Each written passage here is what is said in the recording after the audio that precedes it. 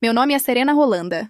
Tenho 31 anos e 6 meses atrás, eu esfregava azulejos de banheiro à meia-noite num edifício comercial no centro da cidade, com 7 meses de gravidez, me dizendo que era temporário, que estávamos passando por um momento difícil, que Marco, Daniel, meu marido de 2 anos, estava resolvendo as coisas. Estava resolvendo sim, mas estou adiantando demais. Cresci em Petrópolis, no Rio de Janeiro. Fui criada pelo meu avô, Hélio Ashworth, depois que meus pais morreram num acidente de barco quando eu tinha 11 anos.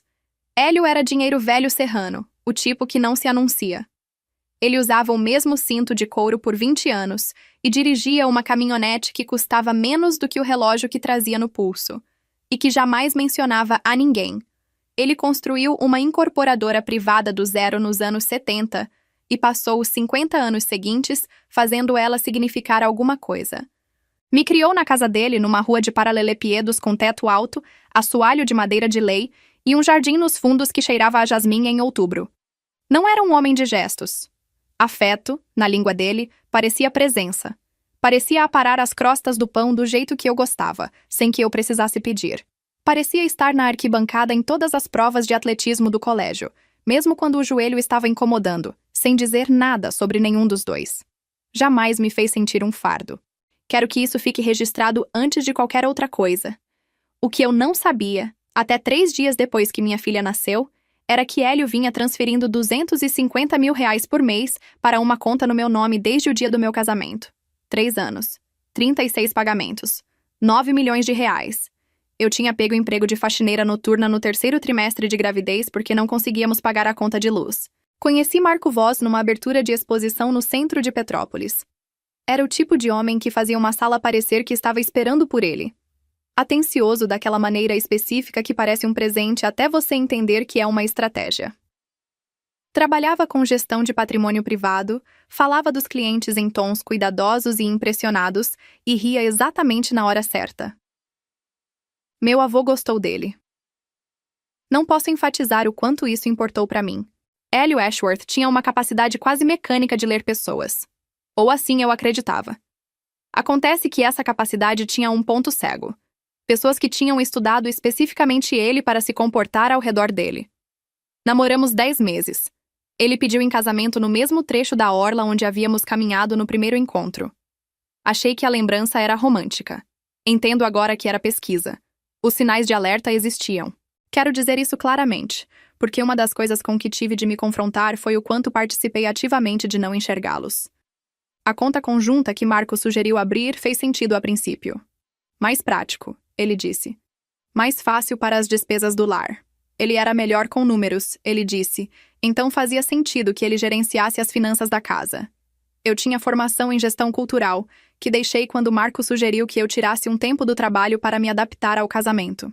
Ele fez isso soar como um presente. O orçamento do mercado encolheu. O guarda-roupa dele cresceu. Comecei a fazer conta no cardápio do restaurante. Ele nunca fazia. Expliquei tudo isso para mim mesma. O atrito de fundir 2 vidas, dizia. O desequilíbrio temporário de um casamento ainda encontrando seu ritmo. Então engravidei, e os desequilíbrios pararam de ser teóricos. No 6º mês, peguei 2 turnos noturnos por semana para fazer a limpeza de um complexo comercial na Avenida de Baixo. O trabalho era pesado e sem glamour, e me dizia que estava sendo prática, resiliente, o tipo de mulher que resolve as coisas. Marco sabia do emprego de faxina. Chamou isso de garra. Uma vez trouxe vitamina enquanto eu amarrava o tênis antes do turno. Beijou minha têmpora. Disse que tinha orgulho de como eu trabalhava duro. 9 milhões de reais estavam numa conta com o nome dele. A mãe de Marco, Lorine, tinha aparecido com mais frequência em casa desde a gravidez. Morava 40 minutos ao norte e tinha o tipo de agenda que parecia acomodar-se inteiramente a aparecer sem avisar. Ela e Marco tinham uma proximidade que funcionava como sistema fechado, quente de observar, sufocante de estar perto. Tinha opiniões sobre como eu organizava a despensa, como eu decorei o quartinho do bebê, como eu usava meu tempo. Sempre entregues no registro de sugestão prestativa. Caixas começaram a chegar todos os dias. Marcas que eu reconhecia, mas não poderia jamais justificar comprar. Endereçadas a Marco, várias a Lorine. Quando perguntei, Marco disse que havia ido bem com a carteira de um cliente e se presenteado um pouco. Disse de forma simples, limpa, no tom de um homem que não tem nada a explicar. Fui trabalhar naquela sexta-feira, lavei 14 andares e escolhi acreditar nele.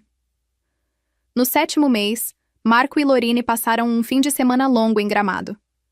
Pousada, spa, restaurantes com menu degustação. Ele mandou fotos. A vista da serra ao entardecer. Uma tábua de frios que custava mais do que nosso orçamento semanal de mercado. Eu dei like nas fotos. Disse que estava lindo. 2 semanas antes, eu havia recusado o quarto premium da maternidade, porque não conseguíamos absorver o custo. Nossa filha nasceu numa terça-feira. Chamamos ela de Renata. Pesava 3,5 kg e chegou ao mundo com uma expressão de ceticismo imediato sobre tudo ao redor, o que desde então decidi ser sua melhor qualidade.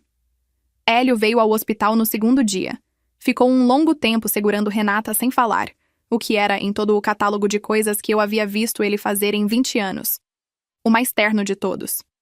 Depois me olhou. Não para Renata. Para mim. Para a camiseta que eu usava desde domingo. Para a forma como eu inclinava o corpo para longe do balcão de cobrança quando a enfermeira passava. Para as minhas mãos. Puxou uma cadeira e sentou com cuidado, como se o corpo tivesse acabado de lembrar dos 81 anos dele. Serena, disse ele. 250 mil por mês não eram suficientes? Achei que o cansaço tinha me pegado, que eu tinha ouvido errado. Que dinheiro? Enviei todo o primeiro de cada mês desde o dia do seu casamento. Ele disse devagar, como quem está segurando algo que pode quebrar. Imaginei que você estava escolhendo viver de forma simples. Renata dormia no meu peito. 2 dias de vida e já a coisa mais real do mundo. Vovô. Minha voz saiu errada. Pequena demais. Nunca vi um centavo disso.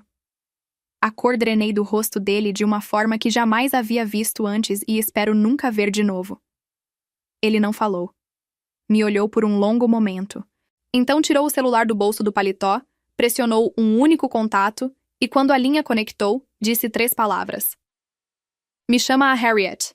A porta do meu quarto no hospital se abriu 40 minutos depois. Marco entrou primeiro, seguido de Lorine. Estavam rindo de alguma coisa, carregando sacolas. Farm, uma boutique que eu não reconhecia, com papel de seda aparecendo no topo. A risada despreocupada de quem teve uma tarde muito boa. Viram o rosto do meu avô e pararam. Não gradualmente. Instantaneamente. Hélio. A voz de Lorine mudou para um registro que jamais havia ouvido vindo dela. Cuidadoso. Controlado. Que surpresa! Hélio não olhou para ela. Estava olhando para Marco. Marco. Só o nome. Quieto. O silêncio específico de uma porta que fecha antes de uma tempestade. Marco pousou as sacolas. O sorriso dele tentava se sustentar contra informações que ainda não havia processado completamente. Ei, Hélio, não sabia que você ia aparecer. Onde está o dinheiro da minha neta? O quarto ficou quieto. Até Renata, que estava se mexendo de leve, parou. Que dinheiro? Não. A voz de Hélio não subiu. Fez algo mais eficaz. Ficou muito, muito nivelada. Cada transferência foi para uma conta conjunta designada para despesas do lar. Uma conta em que seu nome aparecia como coadministrador. Uma conta a qual ela nunca teve acesso independente. Olhei para Marco. Ele não me olhava. As coisas ficaram complicadas, disse ele. Financeiramente, o mercado... 2 anos, ouvi a mim mesma dizer. Minha voz soava como se viesse de outro cômodo. 2 anos e meio de transferências, 250 mil por mês. Fiz a conta em voz alta porque precisava ouvir ela pousar no ar. Isso é mais de 9 milhões de reais. O número ficou na sala como algo físico. Você me disse que estávamos em dificuldade, disse eu. Peguei emprego de faxina, Marco, com 7 meses de gravidez, 2 noites por semana, lavando o chão. Chorei por causa de uma conta de mercado. Recusei o quarto premium da maternidade porque achei que não dávamos conta do custo. Minhas mãos tremiam. Deixei tremer. E você estava sentado em cima de 9 milhões de reais. Ele finalmente me olhou, e o que vi no rosto dele não era culpa. Era cálculo. O olhar de alguém avaliando rapidamente novas variáveis. Você não entende o que exige manter nossa posição, disse ele. Os relacionamentos com clientes, o networking, quem somos. Quem somos? Minha voz quebrou nessas palavras. Lorine deu um passo à frente, o queixo erguido do jeito que ela tinha quando estava reunindo a autoridade. A carreira do Daniel exige um certo padrão, Serena. No mundo dele, aparência é tudo. Senhora Voss. Hélio disse isso sem olhar para ela. Ela parou. Seu nome aparece como usuária autorizada num cartão financiado por esse dinheiro. Recomendo silêncio. Ela ficou muito quieta. Hélio olhou de volta para Marco. Algo na expressão dele havia se estabelecido numa finalidade, que a resposta do Claude foi interrompida. Tentar novamente isso tá muito confuso. Meu nome é Serena Rolanda. Tenho 31 anos, e 6 meses atrás, eu esfregava azulejos de banheiro à meia-noite num edifício comercial no centro da cidade. Com 7 meses de gravidez. Me dizendo que era temporário, que estávamos passando por um momento difícil, que Marco, Daniel, meu marido de 2 anos, estava resolvendo as coisas. Estava resolvendo, sim. Mas estou adiantando demais. Comece de novo, a história deve ser clara para as pessoas entenderem. 51, Serena Holanda. Meu nome é Serena Holanda. Tenho 31 anos. 6 meses atrás, eu esfregava azulejos de banheiro à meia-noite num edifício comercial no centro de Petrópolis, com 7 meses de gravidez, me dizendo que era temporário, que estávamos passando por um momento difícil, que meu marido Marco estava resolvendo as coisas. Ele estava resolvendo, sim, só que não do jeito que eu pensava. Cresci em Petrópolis, no Rio de Janeiro. Fui criada pelo meu avô, Hélio Ashworth, depois que meus pais morreram num acidente de barco quando eu tinha 11 anos. Hélio era dinheiro velho serrano, o tipo que não se anuncia. Usava o mesmo cinto de couro por 20 anos e dirigia uma caminhonete que custava menos do que o relógio no pulso. Relógio que jamais mencionava a ninguém. Ele construiu uma incorporadora do zero nos anos 70 e passou os 50 anos seguintes fazendo ela significar alguma coisa. Me criou na casa dele, numa rua de paralelepípedos com teto alto, assoalho de madeira de lei e um jardim nos fundos que cheirava a jasmim em outubro. Não era um homem de gestos. Afeto na língua dele parecia presença. Parecia aparar as crostas do pão do jeito que eu gostava, sem que eu precisasse pedir. Parecia estar na arquibancada em todas as provas de atletismo do colégio, mesmo quando o joelho estava incomodando, sem dizer nada sobre nenhum dos dois. Jamais me fez sentir um fardo. Quero que isso fique registrado antes de qualquer outra coisa. Conheci Marco Voss numa abertura de exposição no centro da cidade. Era o tipo de homem que fazia uma sala parecer que estava esperando por ele. Atencioso daquela maneira específica que parece um presente até você entender que é uma estratégia. Trabalhava com gestão de patrimônio privado, falava dos clientes em tons cuidadosos e impressionados, e ria exatamente na hora certa. Meu avô gostou dele. Não consigo enfatizar o quanto isso importou para mim. Hélio Ashworth tinha uma capacidade quase mecânica de ler pessoas, ou assim eu acreditava. Acontece que essa capacidade tinha um ponto cego, pessoas que tinham estudado especificamente ele para se comportar ao redor dele. Namoramos 10 meses. Marco pediu em casamento no mesmo trecho da orla onde havíamos caminhado no primeiro encontro. Achei que a lembrança era romântica. Entendo agora que era pesquisa. Os sinais de alerta existiam. Quero dizer isso claramente, porque uma das coisas com que tive de me confrontar foi o quanto participei ativamente de não enxergá-los. A conta conjunta que Marco sugeriu abrir fez sentido a princípio. Mais prático, ele disse. Mais fácil para as despesas do lar. Ele era melhor com números, então fazia sentido que gerenciasse as finanças da casa. Eu tinha formação em gestão cultural, que deixei quando Marco sugeriu que eu tirasse um tempo do trabalho para me adaptar ao casamento. Ele fez isso soar como um presente. O orçamento do mercado encolheu. O guarda-roupa dele cresceu. Comecei a fazer conta no cardápio do restaurante. Ele nunca fazia. Expliquei tudo para mim mesma. O atrito de fundir 2 vidas, dizia. O desequilíbrio temporário de um casamento ainda encontrando seu ritmo.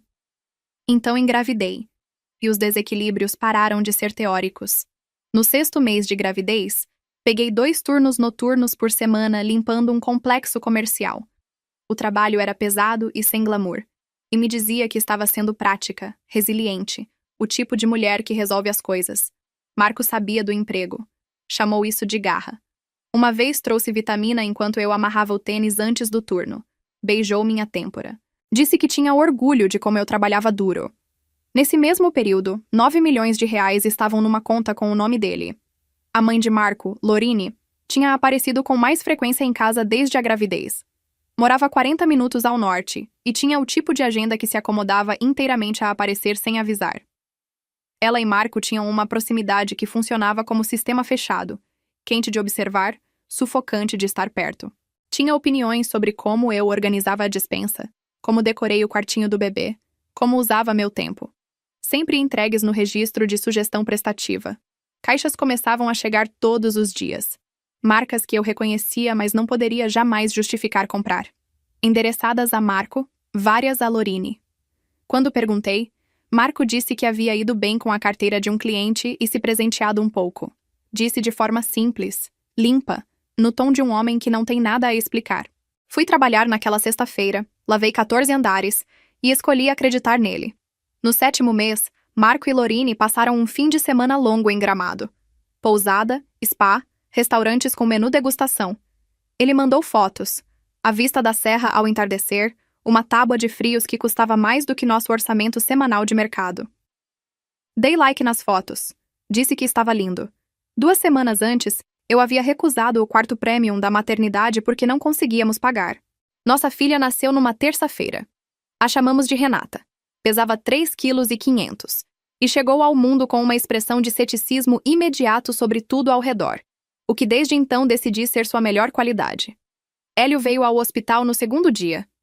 Ficou um longo tempo segurando Renata sem falar. Depois me olhou. Não para, Renata. Para mim. Para a camiseta que eu usava desde domingo. Para a forma como eu inclinava o corpo para longe do balcão de cobrança quando a enfermeira passava. Para as minhas mãos. Puxou uma cadeira e sentou com cuidado, como se o corpo tivesse acabado de lembrar dos 81 anos dele. Serena, disse ele. 250 mil por mês não eram suficientes? Achei que o cansaço tinha me pregado uma peça. Que dinheiro? Enviei todo o primeiro de cada mês desde o dia do seu casamento.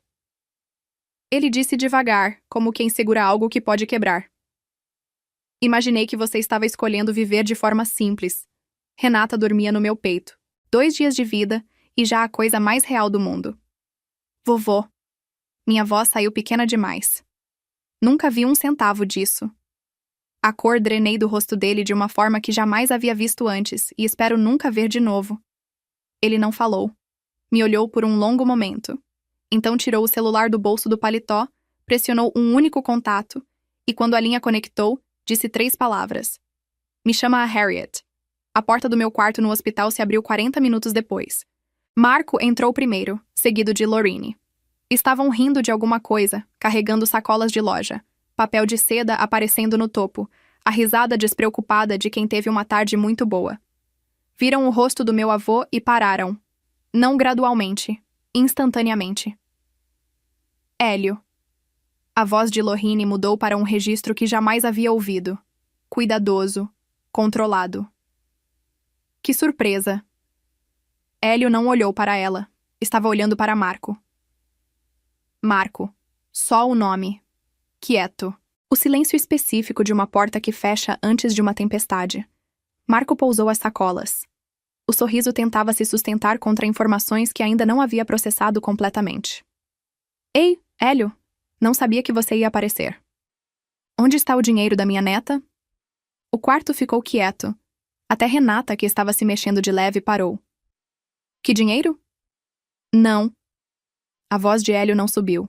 Fez algo mais eficaz. Ficou muito, muito nivelada. Cada transferência foi para uma conta conjunta designada para despesas do lar. Uma conta em que seu nome aparecia como coadministrador. Uma conta à qual ela nunca teve acesso independente. Olhei para Marco. Ele não me olhava. As coisas ficaram complicadas, disse ele. Financeiramente, o mercado... 2 anos e meio, ouvi a mim mesma dizer. Minha voz soava como se viesse de outro cômodo. 250 mil por mês. Isso é mais de 9 milhões de reais. O número ficou na sala como algo físico. Você me disse que estávamos em dificuldade, disse eu. Peguei emprego de faxina, Marco. Com 7 meses de gravidez. 2 noites por semana lavando o chão. Chorei por causa de uma conta de mercado. Recusei o quarto premium da maternidade porque achei que não dávamos conta. Minhas mãos tremiam. Deixei tremer. E você estava sentado em cima de 9 milhões de reais. Ele finalmente me olhou, e o que vi no rosto dele não era culpa. Era cálculo. O olhar de alguém avaliando rapidamente novas variáveis. Você não entende o que exige manter nossa posição, disse ele. Os relacionamentos com clientes, o networking, nossa posição. Minha voz quebrou nessas palavras. Lorraine deu um passo à frente, o queixo erguido do jeito que ela tinha quando estava reunindo a autoridade.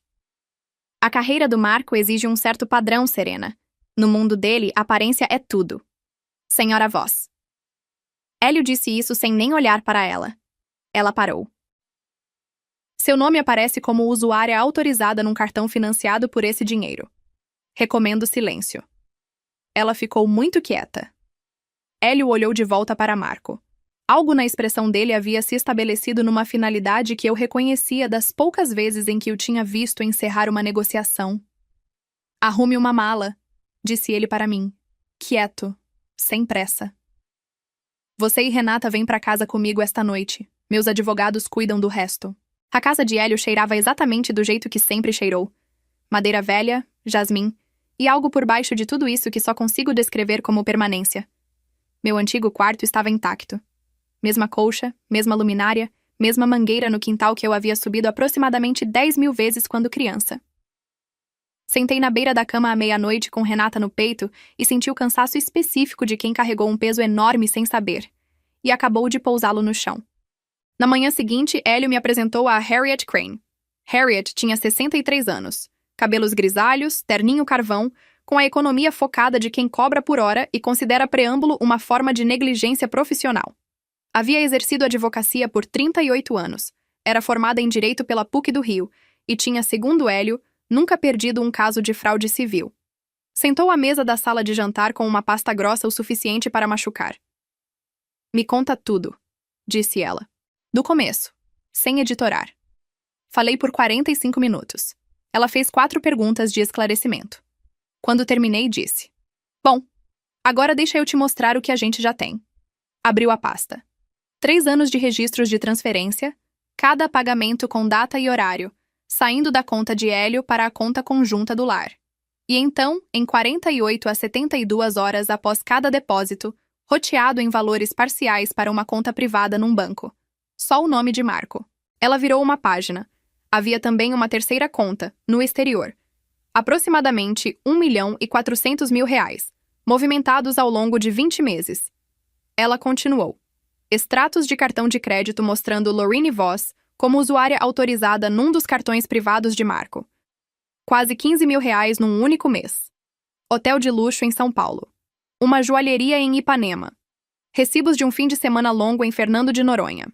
Com datas correspondentes a uma semana no meu segundo trimestre, quando eu havia dito a Marco que estava cansada demais para viajar e fiquei em casa sozinha. Então ela chegou ao último item. Este aqui, disse ela, torna tudo o mais desnecessário. Deslizou uma transcrição impressa pela mesa.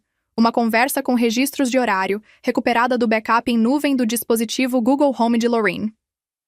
A caixa de som inteligente na cozinha dela havia gravado automaticamente. A voz de Marco.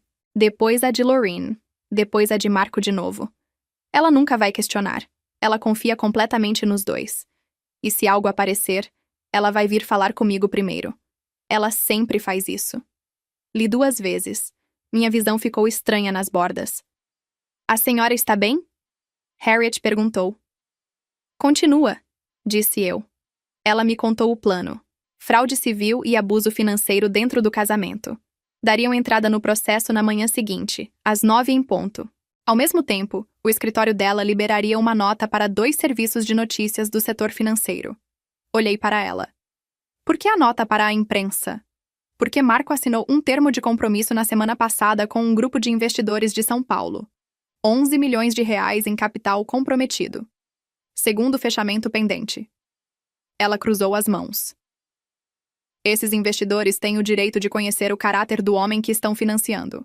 O processo entrou na manhã seguinte. Ao meio-dia, todos os telefones na vida profissional de Marco estavam tocando. As semanas que se seguiram tiveram a qualidade de aftermath. Tudo em carne viva e estranhamente quieto, como uma paisagem depois que uma tempestade passou. Eu me recuperava do parto e do colapso de um casamento ao mesmo tempo, o que é um tipo específico de exaustão que não tem nome que eu conheça. As tentativas de Marco de me contatar passaram por estágios com uma previsibilidade clínica. Primeiro mensagens e ligações, em tom de desculpa. Depois explicativas. Depois com uma borda que soava quase como acusação. Você precisa ouvir minha versão. Você está deixando ele te manipular. Vai se arrepender de se isolar assim. Li tudo como se lê uma previsão do tempo para um lugar em que você não mora mais. Então, Marco cometeu o erro que mudou a temperatura de tudo. Compareceu a um jantar beneficente, o tipo de evento em que o componente de caridade é aproximadamente 15% da noite, e os 85% restantes são networking. Ficou de pé num salão de 180 pessoas e disse que sua esposa havia sofrido uma crise pós-parto, que havia sido manipulada pelo avô idoso, que havia levado a filha dele embora sem motivo. Entre essas 180 pessoas estavam 3 associados de longa data de Hélio, 2 conselheiros da fundação do Hospital Infantil, onde meu avô havia servido por uma década, e uma mulher chamada Eugênia Marques, 77 anos, que conhecia meu avô há 45, e possuía, segundo me contaram, uma agenda de contatos extensa e uma opinião muito específica sobre homens que mentem sobre suas esposas em público. Harriet acrescentou difamação ao processo na tarde seguinte. O grupo de investidores ligou em 48 horas após a publicação da nota e retirou tudo. Os 11 milhões de reais que Marco contava, evaporados antes do fim da semana. A investigação federal sobre a conta no exterior seguiu seu próprio ritmo. Harriet a descreveu como lenta, mas estruturalmente inevitável. A empresa de Marco foi dissolvida 4 meses após o processo. Das 7 pessoas que trabalhavam lá, 5 haviam pedido demissão nas primeiras 3 semanas. 6 meses depois de Harriet ter deslizado aquela transcrição pela mesa, assinei o contrato de aluguel de uma casa pequena a 3 quarteirões da de Hélio. 3 quartos, quintal, uma janela da cozinha que pega a luz da manhã e assegura tempo suficiente para valer a pena notar. Voltei a trabalhar em meio período, reconstruindo minha carreira na área de captação de recursos para ONGs num ritmo que pertence a mim. Renata tem 6 meses. Tem os olhos cinza esverdeados do bisavô e já descobriu que, se o encarar tempo suficiente, ele vai acabar se constrangendo tentando fazê-la rir. Ela acerta todas as vezes. Hélio e eu sentamos na varanda dele numa manhã de sábado recente. Café esfriando no corrimão, observando o bairro fazer suas coisas ordinárias. Pássaros, aspersor, uma criança numa bicicleta. Devia ter estruturado diferente desde o começo, disse ele. Uma conta direta só no seu nome. Confiei nele porque você o amava e usei o seu julgamento como substituto do meu. Vovô, me deixa terminar. Ele estava olhando para a rua. Me disse que o dinheiro era um presente para o seu casamento, não especificamente para você. Que seria administrado em conjunto porque é assim que casamentos funcionam. Ele fez uma pausa. Essas eram desculpas para não olhar de perto. Me desculpa, Serena. Pelo emprego de faxina. Pelas contas de mercado. Por cada momento em que você sentiu que era um problema seu para resolver sozinha. Minha garganta apertou. Eu não sabia, disse eu. Eu sei que não sabia. Ele me olhou então. Foi isso que fez funcionar. Ele contou com os 2 de nós não olhando. Ficamos com isso por um longo tempo. Não penso em Marco todos os dias. Algumas semanas mal penso nele. O que é, por si só, uma forma de recuperação. A última coisa que ouvi dele diretamente foi um áudio. 4 meses atrás. Disse que havia cometido erros, mas que sempre me amou. Que esperava que eu encontrasse no meu coração o perdão por ele, pelo bem do futuro de nossa filha. Era muito cuidadosamente construído. Dava para ouvir o trabalho que havia sido colocado nele. Guardei o áudio. Não para mim. Para Renata. Para que, quando ela for grande o suficiente para fazer perguntas sobre o pai, ela possa ouvir como ele soava quando estava performando arrependimento. E decidir por conta própria quanto peso dar a isso. Aquela mulher que limpava andares com 7 meses de gravidez e se sentia orgulhosa de sua eficiência. Ela não era tola. Não era ingênua. Ela foi enganada por alguém que havia estudado sua confiança e a tratava como um recurso renovável. Isso é uma coisa diferente. Demorei um tempo para assegurar essa distinção. Mas asseguro agora. Existe uma palavra para o que senti quando tudo acabou. Não raiva, não alívio, leveza. O tipo que vem quando você finalmente pousa algo que nem sabia que estava carregando. Hélio estava certo em uma coisa que disse naquele quarto de hospital, mesmo sem saber que era sabedoria na hora. Disse que havia enviado o dinheiro porque queria que eu fosse confortável, que nunca precisasse me preocupar. O que acabou se revelando, a coisa mais valiosa que ele jamais me deu, não tinha nada a ver com dinheiro. Era ter aparecido.